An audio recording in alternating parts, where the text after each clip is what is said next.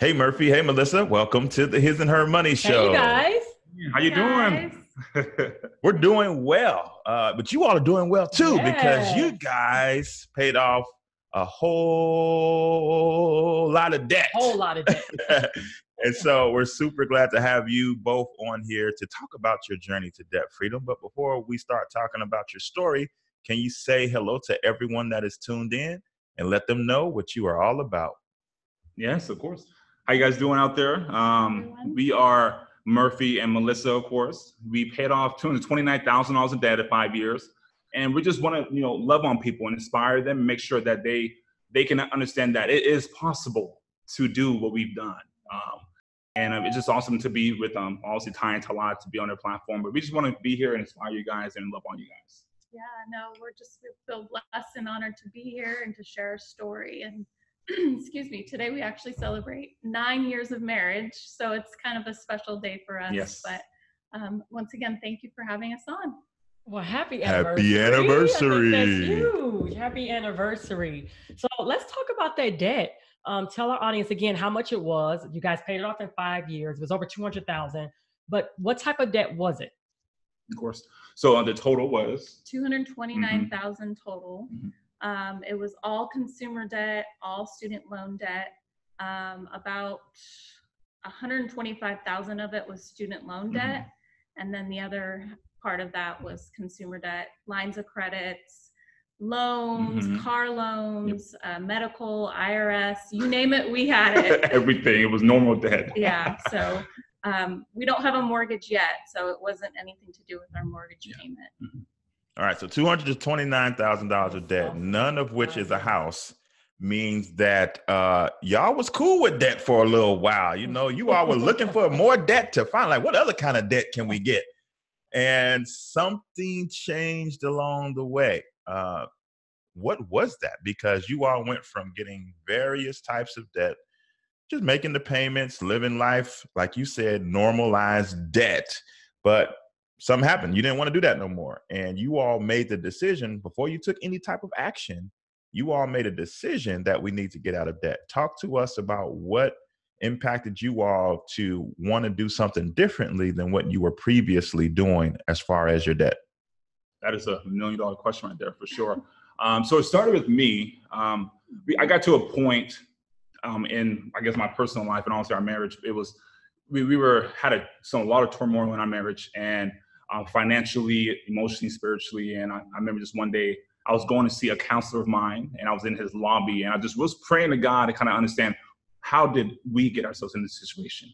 And we got to a point that enough was enough in our mindset, and I just really had to show some provision and some maturity and man up, if you will, in our relationship to make sure that we had to identify where we were going in our lives. And, I had an epiphany of Dave Ramsey. I bet you guys also heard of Dave Ramsey, of course. And I jumped into, my phone, just did a lot of research and just came to about his information. I didn't really know who he was. I heard of him, from time to time, but they dug deep, did my research, and found out that this man, he went from $1 million to zero debt. And it gave me a little bit of hope. A spark of hope is all I needed. And I rushed back home, talked to Melissa, and she can tell you what happened next. Yeah, so Murph was explaining to me what we're going to do and, something about baby steps, and I had no clue, and I was just the spender in the relationship. So for me to kind of buckle down and do this, it took about a year. So our whole debt-free journey was 5 years total, but it took me the first year to really get on board and kind of understand, okay, what is our why? Why do we want to do this? What does this mean for our generations to come, And so I think once I started to understand the purpose and then also gaining the momentum. So like once we started to pay off like our lowest debt and then that was gone, it kind of picked up the momentum. So I was like, okay, like this makes sense. Like I could do this, but I really didn't want to just focus on how long it was going to take. I think I was just like praying for a miracle, like, Lord, please just send us, $100,000 to get this over with. But it really just came down to our hard work and consistency and just never giving up, just continuing to focus on our why and just keep going until we were done. So So we get a lot of questions. A lot of couples ask, "Well, how do I get my spouse on board?" And I think that your story is a prime example, and you guys can probably talk about this. Melissa, you said it took you a full year before you really fully got on board. So I'm assuming, Murphy, you can start talking first. Like, what did you have to do? What was your approach like? I'm assuming that you all still kept moving forward, and then Melissa, you kind of was like all in, like year one or after that year was up. So talk about that whole process. How do you get your spouse on board? So for one, that's a really good question. One, it was a lot of patience. My background's in sales, so I I was trying to use some techniques safely and sound with my spouse, my wife, to make sure I wasn't as pushy. Cause I'm, I didn't want to be pushy because of the fact I know a lot of the debt that we got ourselves into was hers. And I didn't want to make her feel, guilty or feel, like bad that she got a lot of the debt. She brought in most of the debt. And I really had to show myself to make sure that I was going to be a husband to her and give her patience. And what I sometimes did, we were on long trips to certain places. I would put the podcast on of Dave Ramsey, and I was kind of, slowly or surely, persuading her, or kind of subconsciously showing her that it can be done. So I did those aspects. But it was a lot of patience and a lot of storytelling to make sure, okay, babe, what if we can do this? What if we can do that? Because her biggest thing was actually giving spontaneously to people, and just having that side fun to just give. And I really had to kind of unfold that to her and show her if we were out of debt, we could do X, Y, Z. And that took time, but actually, when she actually saw that whole picture, that's when she actually realized that it was possible and she wanted to do it. Yeah, absolutely. I think, so when we first started, I had just got a new job. And so I was like, my idea was like, I'm going to go buy a whole new wardrobe. And, this was a bump up in salary. Yeah. So little did I know all that extra cash was going to be putting towards what we already owed, but I began to start understanding slowly is imagine our lives without any payments or owing anybody money. It was just like that thought was of freedom was just like, it just makes me emotional right now because it's just, I just was like, I want that freedom. I want that.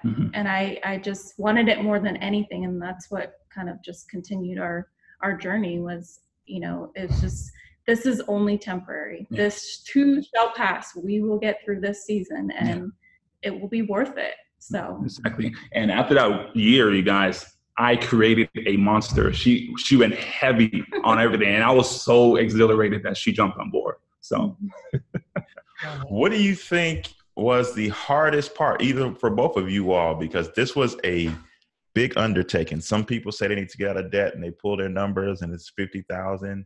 Some 100,000. You all ran the numbers and you hit enter on the calculator and it said $229,000. That right there is enough to quit. Just that number is enough to say, you know what? It just is what it is. Let's keep living our life, right? How were you all able to look at that number in the face and say, we can do this? So there's a few elements with that, my friend. So first, we weren't making that much at all. And we live in one of the most expensive areas in this country, the Bay Area. Yeah. And based on the fact that for me, I'm a numbers guy, and I know that, okay, if I put it on paper and then we calculate the years or whatnot, I know we can do that.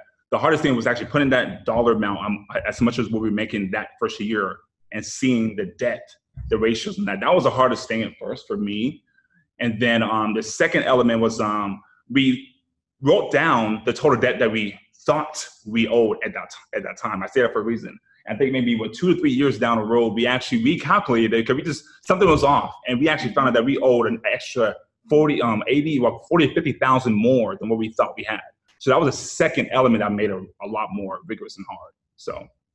Yeah, I think we weren't factoring in the whole interest.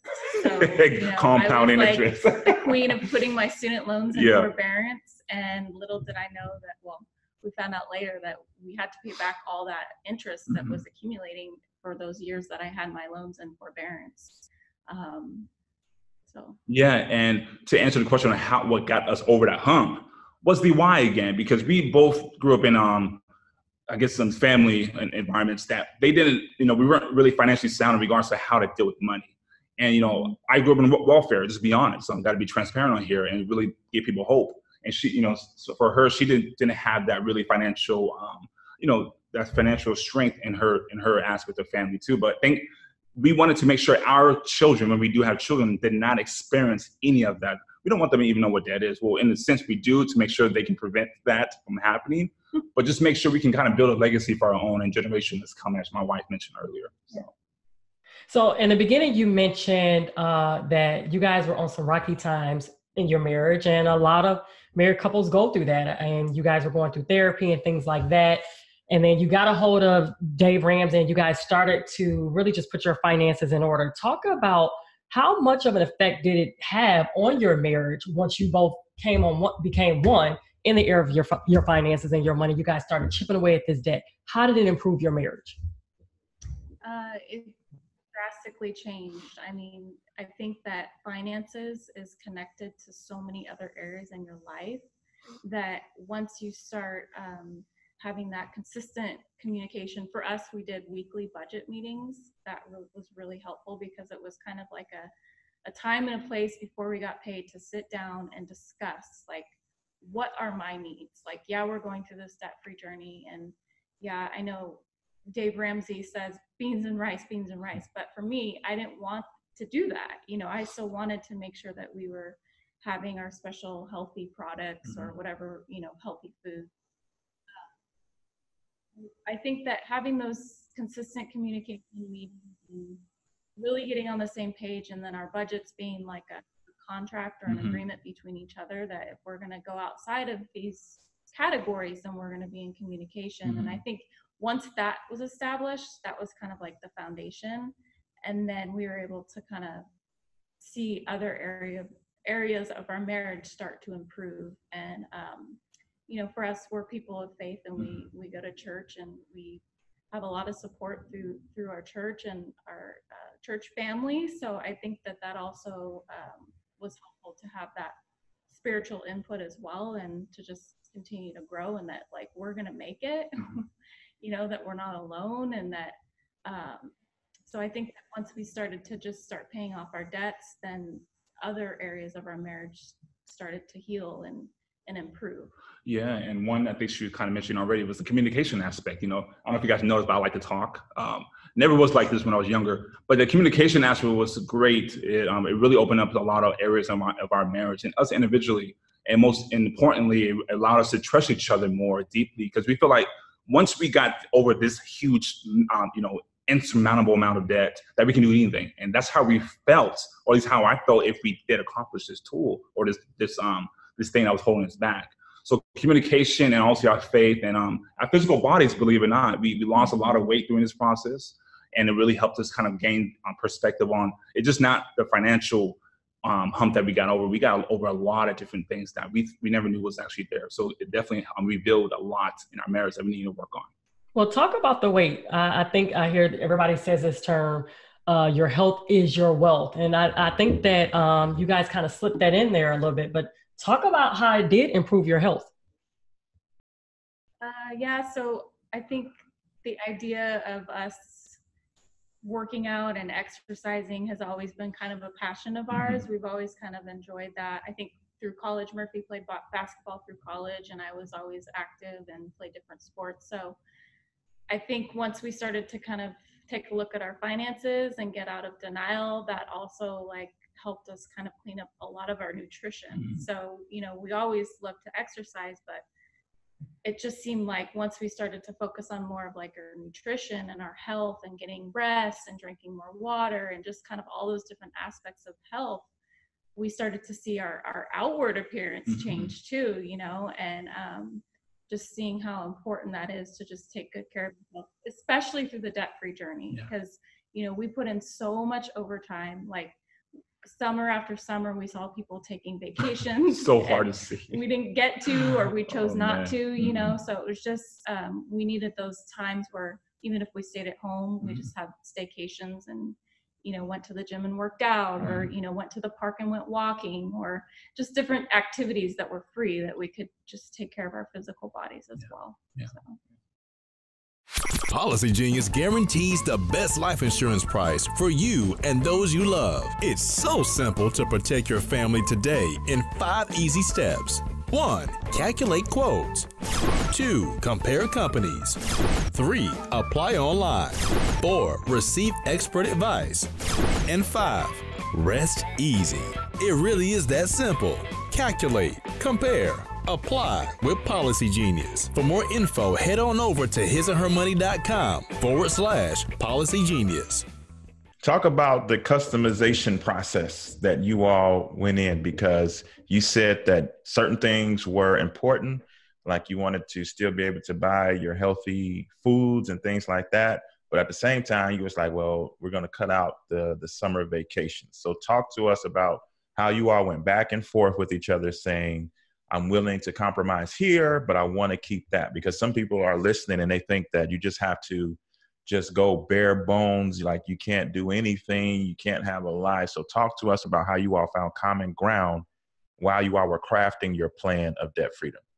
Okay. I think one thing that we went back and forth was the budget for the food, the groceries. Yeah, that's still being adjusted. Yeah, like monthly for sure. And, you know, we're foodies. We like to eat. You know, we burn a lot of calories and we like to, you know, consume more healthy calories, of course. But so, yeah, that was one aspect of groceries. And we were, I think at the time, we were at a fitness center that was actually pretty costly. And we had to look at each other in the eyes and say, okay, this is an important aspect. We're not going to lose this at all. So how can we trim that? And we luckily God provided a gym that was, you know, a third of the cost and allowed us to get what we needed to get out of it. So those two I can think of off the top of my head. Anything else? Yeah. So as far as like grocery budget and food planning, and you know, I always hear people say, well, I can't eat healthy because I'm on a budget or I'm trying to get out of debt. But you know, actually, this process has really taught us how to cook healthy. And before we would eat out like every twice a day, almost like fast food. And, you know, there's just so many ways to like cook healthy on a budget, like, you know, even going to like a farmer's market or, you know, just finding fresh produce. And, you know, for us, we love to like cook dinners at home and make it a date night, you know, and just the cost of a meal at home and cooking healthy sometimes will save you money, but calories too. So you can kind of pick and choose what you want to put in your foods. And so I think that's pretty much, I mean, we still do enjoy eating out. We do once in a while. And I remember, you know, there was certain aspects too that we actually had people come over at our house and cook for them, or vice versa, go to their house. And that was really, you know, cost effective. And it really kind of brought us all intimately more together and close. And that really helped out a whole lot. And a lot of walks in the parks that we did. I think she mentioned that a little bit. And and it's just so crazy, you know, the whole scene of us seeing people go out on vacations doing a journey, you know, the whole FOMO, right? The fear of missing out. So we truly had that. But it was really interesting, but we definitely had a compromise, but we definitely, you know, saw something eye to eye, and continuously throughout the track, we did it and we committed to it. So. Were there any setbacks or any obstacles that you both had to overcome during your journey? Oh my God, that's such a good question. One that comes in my mind was, so we had the mother load of the debt left at the time. And, you know, we got all the other debt, you know, the cars, my student loan, and all the credit cards done. And I remember, you know, me and my wife, we talked about it, you know, it was at a time to now hustle and grind and get rid of the monster debt. And I remember my wife just looking at me and just say, you know, I don't want to do that. You know, let's just say we're debt free now. You know, we're done. You know, we're done. And inside me, I wanted to say things that I knew was going to come out the way that I needed to. So I really had to say, okay, hold up. I know she's tired and exhausted, and I know that we've been grinding, you know, doing such and such, and we really had to sit down and figure out, okay, what is our why? And we had to go back to that why. And we communicated on that, and you know, lo and behold, we finished it off, obviously. But it was really difficult to see her being so just weighed down of this debt, because it was a turning point for her. And I'll let her kind of elaborate on how she really felt. So. Yeah, no, I just pictured that, when we're like done with all of our consumer debt, that we'll be debt free, you know. And again, the denial, it will just keep you there. It will just keep you strapped. And I just didn't want to face it because it was over $100K in student loan debt, you know. And I think with that, I had a lot of shame and a lot of guilt, and just anger about how I got myself into that debt and how it happened. And but once I started to kind of just let go of that and release it, I think that I was like, okay, it took a while for me to just let go and just face it and realize that we need to pay this off. And like I said again, I was just praying that someone would help us. Like, Lord, please just send someone to help us. Ram in the bush. It's so funny. Yeah, I mean, even down to the last 18K, like this past year. Lord, I'm so tired. Like, please send a miracle. Just write that check out. Right. So much just doing it on our own. Yeah. It was just that day, that the last payment that we made, it was just incredible. Like, it was worth it. Best days of our lives. Other than our marriage, of course. Yeah. It reminds me when you guys were sharing this story, and that's why it was kind of funny. That's why I think your laugh was louder than I know mine. what you're about to say. But it reminded me of pregnancy. And it reminded me of being pregnant. We have 3 beautiful children, but I promise you, by that 28, 29, maybe 30 week, I was exhausted. I'm like, look, I know they said 40 weeks, but I'm like, God, please, can there be a miracle? And I know that so many times, a lot of times people they're almost close. They're closer to the finish line than they are away from it. But exhaustion and it's real. And like, wait, I really paid my dues. Like, can this be over yet? I think a lot of people have said that. A lot of people are probably justified within themselves. You know what? We did a lot. We can call ourselves, we're debt free. I think what you all just shared are real emotions. What did you think I was going to say? One, exhaustion. Because I remember multiple times when it came to paying off this house, I was like, listen, maybe it won't be 5. I mean, 10 is still good. Maybe we can slow this thing down a little bit and do some other things with the money. But, Ty had to reel me in several times because like it becomes your sole focus, right? And you're going. Yeah. And at some point you're just like, listen, do we got to send all this to them? Like, can we keep a little piece to do X, Y, and Z?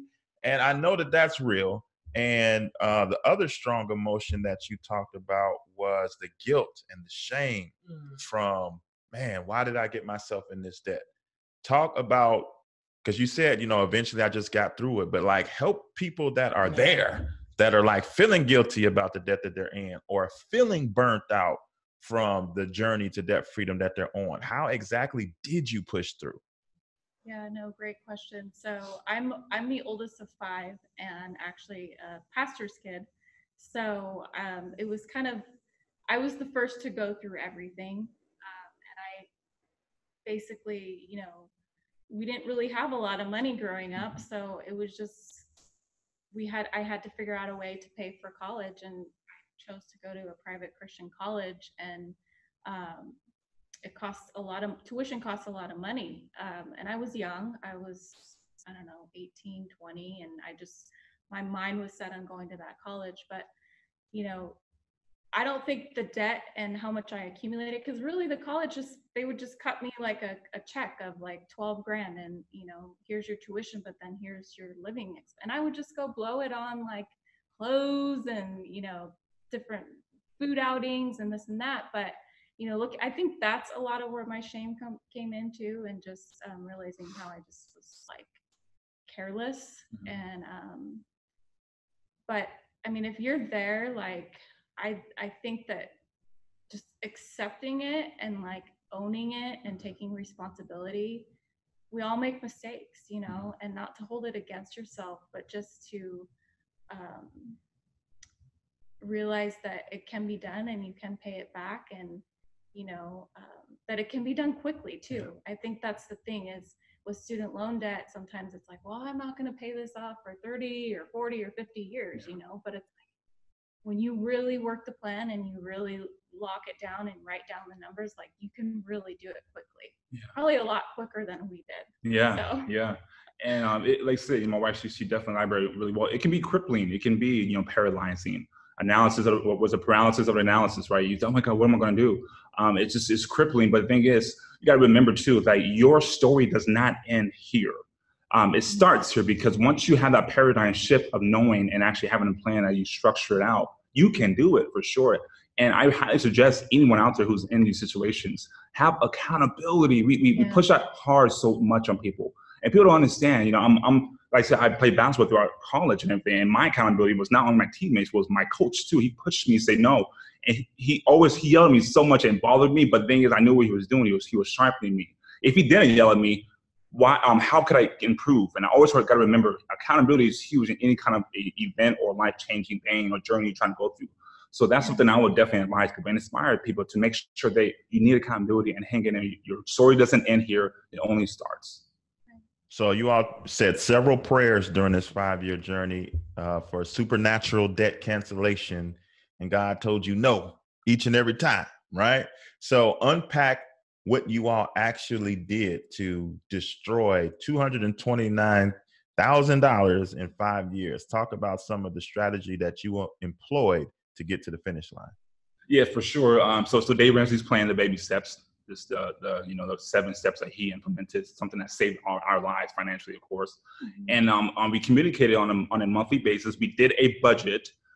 We stayed on point with that as much as we can. We got stronger as time allowed, of course.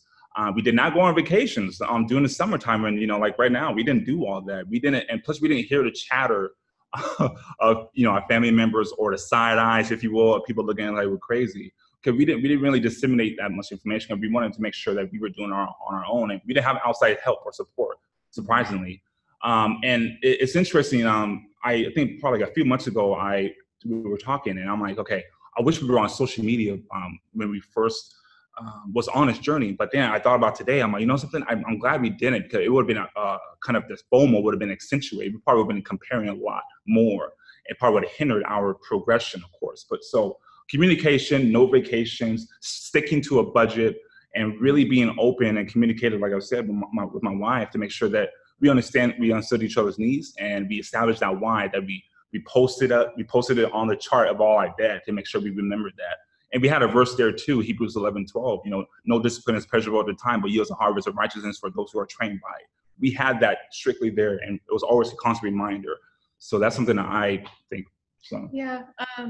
So we had an emergency fund, and I think once we put that emergency fund in place before we started paying off the debt, for us it was $1,000. I know that doesn't work for everybody, but it's amazing when we put that $1,000 there, out of sight, out of mind. We touched that thing maybe 3 or 4 times. We didn't really find that we were having emergencies once we had an emergency fund. So I think that was kind of like, in our minds, kind of created some security through the process. And I think that was it. Yeah, and also, paying the least amount of debt first and going the opposite direction. And it just built a momentum for us, and it helped us understand, to see that number go down and those debts go out. It really inspired us to keep going.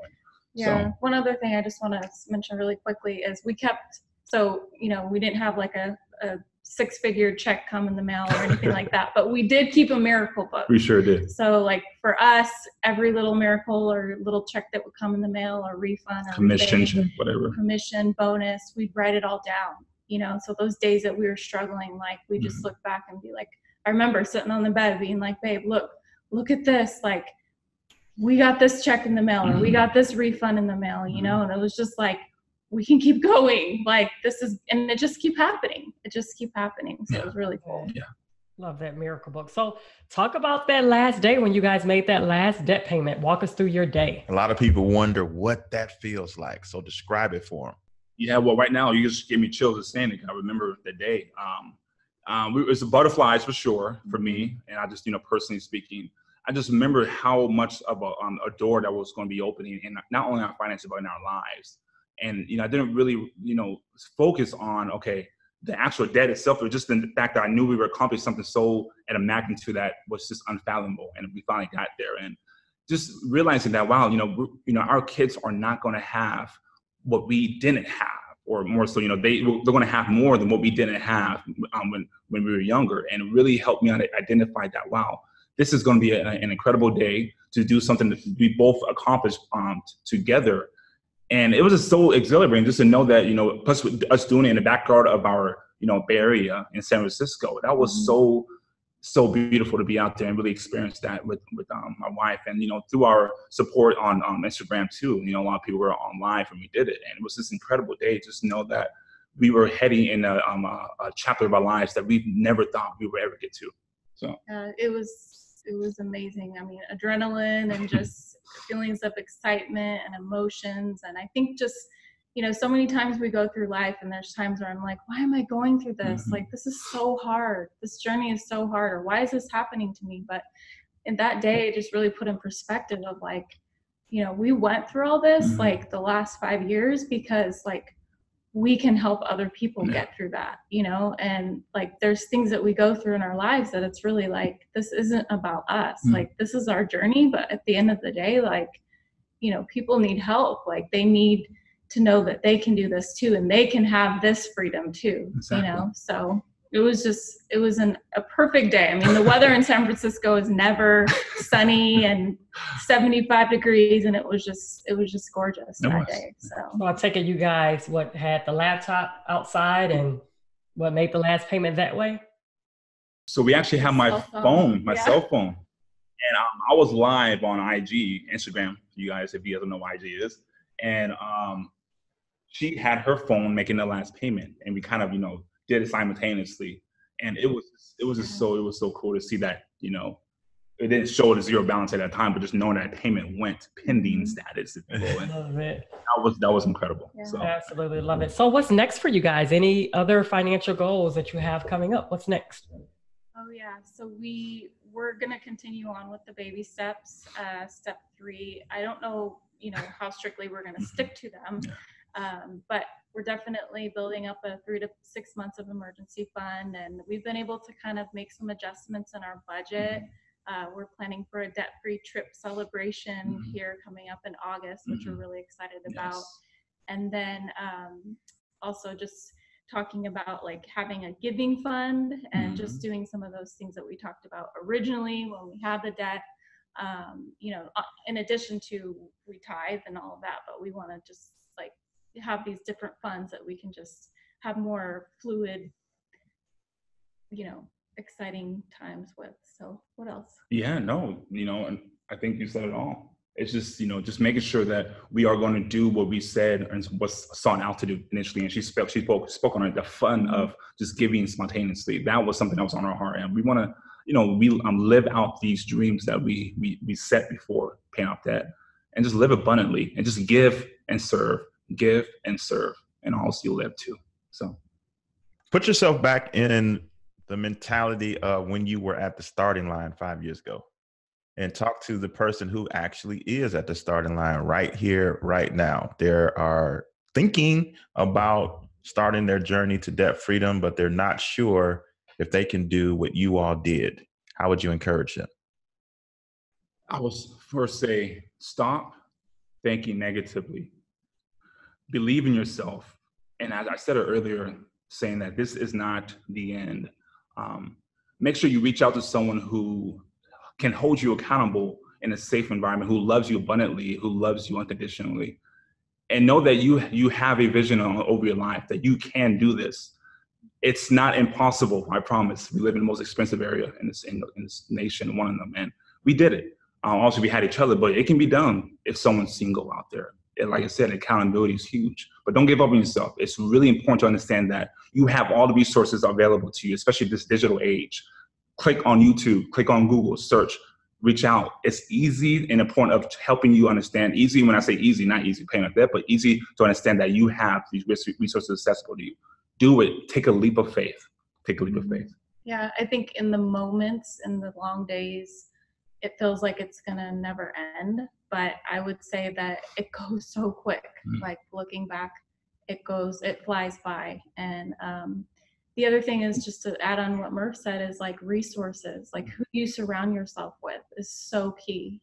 Like some of our friends today are not who our friends were 5 years ago, and then just, there's so much content out there. Like fill your mind with like your vision and where you want to go. And if you want to be debt free, start listening to, different podcasts like His and Her Money Show, and just finding those people who will just feed you what you need to hear and the direction of your life is going. So, and it's all free. It's pretty much just out there, like Murph said, on YouTube or Google, you know, so yeah. Awesome. So if people want to keep in touch with you as you all continue on your journey, how can they find you? Yeah, so I think all the major social media platforms, I think, our handle is Fit and Funds. That's FIT, and as in Nancy, FUNDS. Find us on IG, where we hang out a whole lot. Twitter, we put stuff up there. And YouTube, we have a YouTube out there. And I think that's about it. Yeah, so those 3 platforms. Awesome. We'll be sure to have links in the show notes of this episode so you guys can keep up with Murph and Melissa. Guys, this has been incredible. Congratulations on your debt freedom. Happy anniversary again. And thank you so much for sharing this with us today. Thank you so much. Thank you so much.